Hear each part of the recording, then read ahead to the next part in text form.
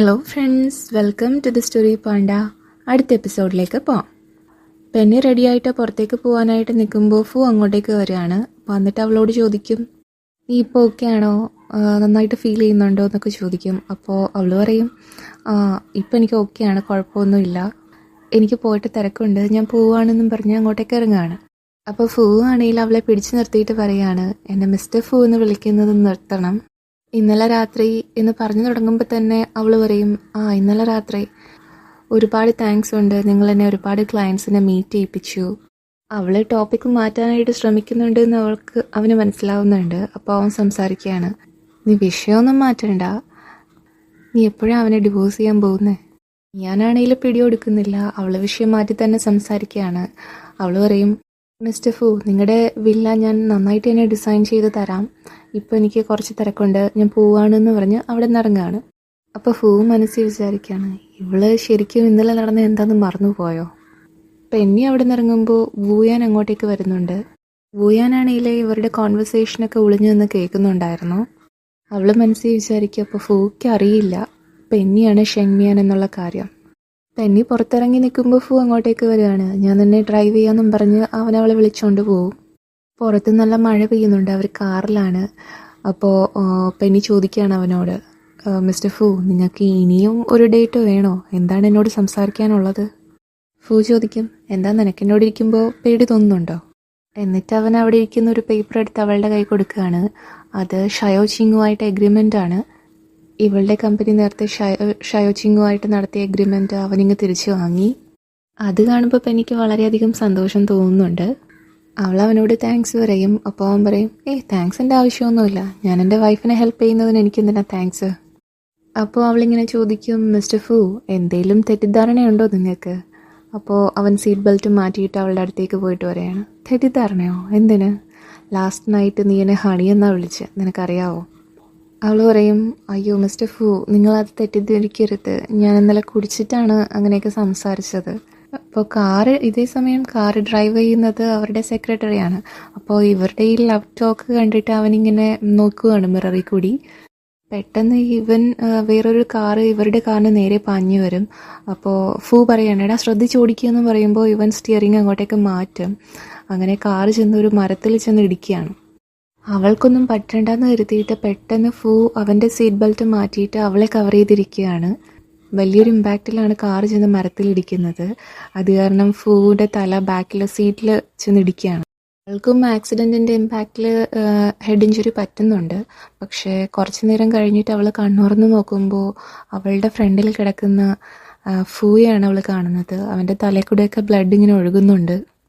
അപ്പം തന്നെ അവളുടെ ബോധവും പോവുകയാണ്. അത് കഴിഞ്ഞ് ഹോസ്പിറ്റലാണ് കാണിക്കുന്നത്. പെന്നിയാണ് അവളെ ഇങ്ങനെ ട്രിപ്പിട്ട് കിടത്തിയേക്കാണ്. അവൾക്ക് ബോധം വന്ന ഉടനെ അവൾ നഴ്സിനോട് ചോദിക്കുന്നുണ്ട്, സിസ്റ്റർ, എൻ്റെ കൂടെ വന്ന ആളെ എവിടെയാണ്? അപ്പോൾ സിസ്റ്റർ പറയും, അയാളെ ഇപ്പോഴും രക്ഷിച്ചുകൊണ്ടിരിക്കുന്നതേ ഉള്ളൂ. അത് കേൾക്കേണ്ട താമസം അവളുടെ കയ്യിൽ നിന്ന് അതൊക്കെ വലിച്ചൊരി കളഞ്ഞിട്ട് അവിടെ നിന്ന് ഓടിപ്പോവാണ്. കോറിഡോറിലെത്തുമ്പോഴത്തേക്കും കുറേ ആൾക്കാർ ചേർന്നിട്ട് ഒരു ഡെഡ് ബോഡിയെ കൊണ്ടുവരികയാണ്. പെന്നി അത് കണ്ടതും ആകെ പേടിച്ചിട്ട് അതിൻ്റെ അടുത്തേക്ക് ഓടിച്ചെല്ലാണ്. അപ്പോൾ ഡോക്ടർ പറയുന്നുണ്ട്, സോറി, ഞങ്ങളുടെ മാക്സിമം ശ്രമിച്ചു, പക്ഷെ രക്ഷിക്കാനായിട്ടായില്ല. അവളുടെ കണ്ണിൽ നിന്നൊക്കെ ഇങ്ങനെ വെള്ളം വരികയാണ്. അവൾ ഫൂയൻ ചാങ്, എഴുന്നേക്ക്, എന്നെ വിട്ട് പോവല്ലേ എന്നൊക്കെ പറഞ്ഞിങ്ങനെ കരയുകയാണ്. നീ എഴുന്നേറ്റാൽ നിനക്ക് വേണ്ടി ഞാൻ എന്തും ചെയ്യാം എന്നിങ്ങനെ പറയുമ്പോഴത്തേക്കും പുറകിൽ നിന്നൊരു സൗണ്ട് കേൾക്കുന്നുണ്ട്. നീ പറഞ്ഞത് സത്യമാണോ?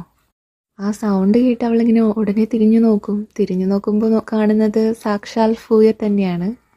അവനൊന്നും പറ്റിയിട്ടില്ല, അത് വേറെ ആരുടെയോ ഡെഡ് ബോഡിയാണ്. അവനെ ജീവനോടെ കണ്ടതും അവൾ ഓടിച്ചെന്ന് അവനെ കെട്ടിപ്പിടിക്കുകയാണ്. അത് കഴിഞ്ഞ് അവർ വീട്ടിൽ വരും. അപ്പോൾ അവരൊരുമിച്ചിരിക്കുകയാണ്. ഡോക്ടർ പറഞ്ഞു, നീ റിക്കവറി സ്റ്റേജിലാണ്, അതുകൊണ്ട് ഒരുപാട് റെസ്റ്റും നന്നായിട്ട് ആഹാരവും കഴിക്കാൻ പറഞ്ഞിട്ടുണ്ട്, ഈ മിൽക്ക് കുടിക്കുക എന്നും പറഞ്ഞ് അവൾ പാല് കൊണ്ടുവന്ന് കൊടുക്കുകയാണ്.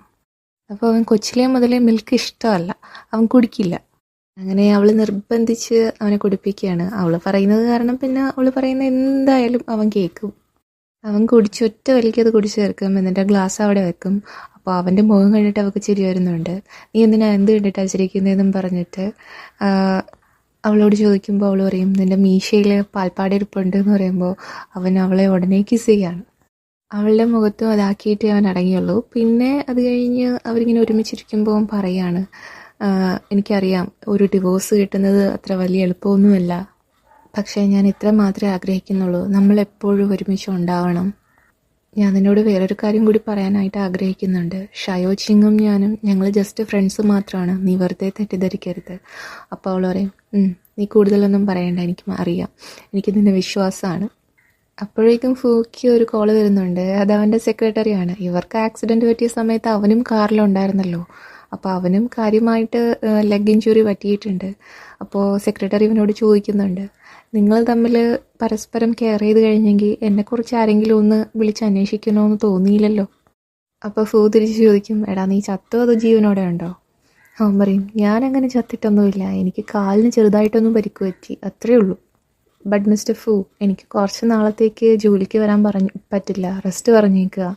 നിങ്ങൾക്ക് പേഴ്സണൽ അസിസ്റ്റൻ്റായിട്ട് വേറെ ആരെങ്കിലും കുറച്ച് നാളത്തേക്ക് അപ്പോയിൻ്റ് ചെയ്യേണ്ടി വരും. അങ്ങനെ പിറ്റേ ദിവസം അവൻ ജോലിക്ക് പോകാനായിട്ട് റെഡിയായിട്ട് നിൽക്കുകയാണ്. അപ്പോൾ അവൻ്റെ അസിസ്റ്റൻ്റായിട്ട് വരുന്നത് പെന്നിയാണ്. പെന്നി ചെൻ തിരിച്ചു വരുന്നത് വരെ അവൻ്റെ അസിസ്റ്റൻ്റായിട്ട് നിൽക്കാൻ റെഡിയാണ് എന്ന് പറയാണ്. അപ്പോൾ അവൻ പറയും, എന്നെ ഹെൽപ്പ് ചെയ്യാൻ വന്നതിന് ഒരുപാട് നന്ദിയുണ്ട്. അവൾ ചോദിക്കും, ഞാൻ എന്ത് വർക്കൊക്കെയാണ് ചെയ്യേണ്ടത്? അപ്പോൾ അവരിങ്ങനെ ഓരോന്നായിട്ട് എക്സ്പ്ലെയിൻ ചെയ്യാണ്. ഉടനെ അടുത്ത് തന്നെ ഒരു പ്രോഡക്റ്റ് റിലീസ് ഉണ്ടാകും. അപ്പോൾ അതിൻ്റെ ലോഞ്ചിന് വേണ്ടിയിട്ട് ഒരുപാട് കാര്യങ്ങൾ ചെയ്യേണ്ടതായിട്ടുണ്ട്. അവനിങ്ങനെ അവളുടെ മുഖത്ത് നോക്കിയാണ് ഇതൊരുന്നും പറഞ്ഞുകൊണ്ടിരിക്കുന്നത്. പറഞ്ഞ് അവസാനം അവൻ സഹിയിട്ടിട്ട് അവളെ കിസ് ചെയ്യാണ്. അവളാണെങ്കിൽ അവനെ പിടിച്ചു മാറ്റിയിട്ട്, മിസ്റ്റർ ഫൂ, ഇത് പ്രൊഫഷണലായിട്ട് ഹാൻഡിൽ ചെയ്യണം എന്ന് പറയാണ്. അപ്പോൾ അവൻ പറയും, എനിക്ക് പറ്റില്ല എന്നും പറഞ്ഞിട്ട് വീണ്ടും കിസ്സിങ് സ്റ്റാർട്ട് ചെയ്യാണ്. അപ്പോൾ അവനൊരു കോൾ വരുന്നുണ്ട്. അത് ചെന്നാണ് വിളിക്കുന്നത്, അവൻ്റെ സെക്രട്ടറി. അവൻ വിളിച്ചിട്ട് പറയും, മിസ്റ്റർ ഫൂ, ഇതിൻ്റെ പ്രപ്പോസൽ ഞാൻ പെന്നിക്ക് ഡയറക്റ്റായിട്ട് ഇമെയിൽ ചെയ്യട്ടെ? അപ്പോൾ ഫൂ പറയും, അതിൻ്റെ ആവശ്യമില്ല, അതൊരു ടീമിനെ ഏൽപ്പിക്കുക, അവരതിൽ സക്സീഡ് ചെയ്യുകയാണെങ്കിൽ ഓക്കെ, ഈ ബിസിനസ് നമുക്ക് കണ്ടിന്യൂ ചെയ്യാം. പക്ഷേ ആ ടീം ഫെയിൽ ആവുകയാണെങ്കിൽ ഈ ബിസിനസ് തന്നെ നിർത്തിയേക്കാം എന്നും പറഞ്ഞിട്ട് കോൾ കട്ട് ചെയ്യാണ്. അപ്പോൾ പെന്നി പറയും, മിസ്റ്റർ ഫൂ, നിങ്ങളെ എനിക്ക് എൻ്റെ ജോലി ചെയ്യാനായിട്ട് സമ്മതിക്കുന്നില്ലല്ലോ. ഇങ്ങനെ ഞാൻ ചെയ്യേണ്ട ജോലി ഒരു ടീമിനെ ഏൽപ്പിച്ചാൽ എനിക്ക് എങ്ങനെയാണ് അസിസ്റ്റൻ്റായിട്ട് നിൽക്കാൻ പറ്റുന്നത്? അപ്പോൾ അവൻ പറയും, നീ അസിസ്റ്റൻ്റായിട്ടൊന്നും നിൽക്കണ്ട, നീ പറയുകയാണെങ്കിൽ ജീവിതകാലം മുഴുവൻ ഞാൻ നിൻ്റെ അസിസ്റ്റൻ്റായിട്ട് നിൽക്കാം. അപ്പോൾ പെന്നി പറയും, അതൊക്കെ നീ എന്താ ചെയ്യാൻ പോകുന്നത് അതിനെ ഡിപ്പെൻഡ് ചെയ്തിരിക്കും. ഫൂ പറയും, നിനക്കറിയാമല്ലോ എനിക്ക് എന്തൊക്കെ ചെയ്യാൻ പറ്റുമെന്ന്. എന്നിട്ട് പറയും, ഇന്ന് രാത്രി നീ പോകണ്ട. അവൾ ചോദിക്കും, എന്തിനാ, ഓവർ ടൈം വർക്ക് ചെയ്യാനാണോ? ഫൂ പറയും, ഞാൻ പ്രൂവ് ചെയ്ത് തരാം എനിക്ക് എന്തൊക്കെ ചെയ്യാൻ പറ്റുമെന്ന്. അത് കഴിഞ്ഞ് പിറ്റേന്ന് രാവിലെ ആകും. ഒരു കോള് വന്നിട്ട് ആണ് പെന്നി എഴുന്നേൽക്കുന്നത്. ഫൂ ആണ് വിളിക്കുന്നത്. അവൻ പറയും, ഞാൻ നേരത്തെ പോകുന്നു, എനിക്കൊരു മീറ്റിംഗ് അറ്റൻഡ് ചെയ്യാനുണ്ടായിരുന്നു, നീ ഉറങ്ങുന്നത് കണ്ടിട്ട് നിന്നെ ഡിസ്റ്റർബ് ചെയ്യേണ്ടെന്ന് കരുതി നിന്നെ എഴുന്നേൽപ്പിക്കാതിരുന്നതാ, നിനക്ക് ഉറക്കം വരുന്നുണ്ടെങ്കിൽ നീ ഉറങ്ങിക്കോ എന്ന് പറഞ്ഞിട്ട് കട്ട് ചെയ്യാണ്. അപ്പോൾ വീണ്ടും പെന്നിക്കൊരു കോൾ വരുന്ന കാരണം പെന്നി ആരാന്ന് പോലും നോക്കാണ്ട് എടുത്ത് പറയാണ്, മീറ്റിങ്ങിന് പോകുകയെന്നല്ലേ പറഞ്ഞേ, പൊക്കോ. അപ്പോൾ വിളിച്ചത് ഇവളുടെ ഫ്രണ്ട് ലിയാങ് ആണ്. അവൻ ഇവളോട് പറയും, പെന്നി, നമ്മുടെ സ്റ്റുഡിയോ ക്രൈസിസിൽ നിന്നും പുറത്തേക്ക് വന്നു, മിസ്റ്റർ ഫൂ ആണ് അതിനുവേണ്ടി ഹെൽപ്പ് ചെയ്തത്. ഫൂവിനോട് നമ്മൾ ഒരുപാട് കടപ്പെട്ടിരിക്കുന്നു, അതുകൊണ്ട് നീ ഉടനെ തന്നെ ഓഫീസിലേക്ക് വരണ്ട, ഇപ്പോൾ നീ ഫൂയുടെ അസിസ്റ്റൻ്റായിട്ട് എന്നെ നിന്നോളൂ, ഫൂവിനെ നന്നായിട്ട് എന്നെ ടേക്ക് കെയർ ചെയ്തോളൂ എന്നൊക്കെ പറയുകയാണ് ലിയാങ്. അവൻ കോൾ കട്ട് ചെയ്തതും പെന്നിക്ക് വോമിറ്റിംഗ് ഒക്കെ വരികയാണ്. അങ്ങനെ അവൾ ഹോസ്പിറ്റലിലേക്ക് പോകും. ഹോസ്പിറ്റലിൽ ചെന്ന് ചെക്ക് ചെയ്തപ്പോഴത്തേക്കും ആണ് അറിയുന്നത് അവൾ പ്രഗ്നൻ്റ് ആണ്, 7 വീക്സ് പ്രഗ്നൻ്റ് ആണ്. അപ്പോൾ ഡോക്ടർ ചോദിക്കുന്നുണ്ട്, ഇത്രയും നാളായിട്ടും നിനക്ക് വേറൊരു മാറ്റവും ഫീൽ ചെയ്തില്ലേ, അത് നോട്ടീസ് ചെയ്തില്ലേ എന്നൊക്കെ ചോദിക്കുകയാണ്. അതറിയുന്നതും പെന്നി ഷോക്കായിട്ട്, പക്ഷെ അവൾക്ക് സന്തോഷമാവുന്നുണ്ട്. അപ്പോൾ അവൾ മനസ്സിൽ വിചാരിക്കുകയാണ്, ഫൂ, നമുക്കിപ്പോൾ ഒരു കുട്ടി ഉണ്ടാവാൻ പോവുകയാണ്. അവൾ ഇത് ഉടനെ അവനെ അറിയിക്കണമെന്നും പറഞ്ഞ് ഫോൺ എടുക്കുമ്പോൾ വീണ്ടും അവൾ ചിന്തിക്കുകയാണ്, അവന് ഞാനാണ് ഷിഗ്മിയാനെന്നറിഞ്ഞ് എൻ്റെ ഫാമിലി ബാക്ക്ഗ്രൗണ്ടിനെ കുറിച്ചൊക്കെ അറിഞ്ഞു കഴിഞ്ഞാൽ ചിലപ്പോൾ അവനെന്നെ ഇഷ്ടപ്പെട്ടില്ലെങ്കിലോ. അങ്ങനെ അവൾ അവിടെ നിന്ന് ഇറങ്ങുകയാണ്. അപ്പോൾ റൂമിന് പുറത്തേക്ക് ഇറങ്ങുമ്പോൾ അവിടെ ഹോസ്പിറ്റലിൽ ചെക്കപ്പിന് വന്ന ഷെങ് വൂയാൻ, അവളുടെ സിസ്റ്റർ ഉണ്ടല്ലോ, അവൾ മിയാനെ കാണുകയാണ്. വൂയാൻ നോക്കുമ്പോൾ അവൾ ഗൈനക്കോളജി ഡിപ്പാർട്ട്മെൻറ്റിൽ നിന്നാണ് പുറത്തേക്ക് ഇറങ്ങി പോകുന്നത്. അപ്പോൾ അവൾക്കൊരു ഡൗട്ട് തോന്നിയിട്ട് ഡോക്ടറെ കാണാനായിട്ട് അകത്തേക്ക് കയറി ചെല്ലുകയാണ്.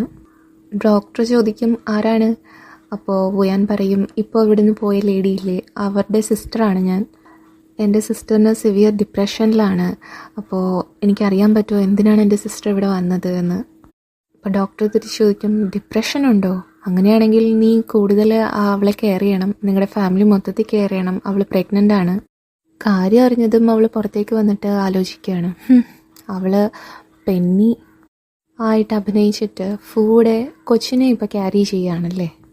കുഞ്ഞായിക്കഴിഞ്ഞാൽ അവൻ്റെ ഭാര്യയായിട്ട് നിനക്ക് ജീവിതകാലം മുഴുവൻ ജീവിക്കാൻ പറ്റുമെന്ന് നീ വിചാരിക്കുന്നുണ്ടോ? അങ്ങനെയാണെങ്കിൽ നിനക്ക് ഞാനൊരു പ്രസൻറ്റ് തരുന്നുണ്ട് എന്ന് ഞാനിങ്ങനെ മനസ്സിൽ ആലോചിക്കുകയാണ്. അതോടെ ഈ എപ്പിസോഡ് അവസാനിക്കും. അടുത്ത എപ്പിസോഡ് ഉടനെ അപ്ലോഡ് ചെയ്യാം. അതുവരെ സ്നേഹത്തോടെ signing off the story Panda.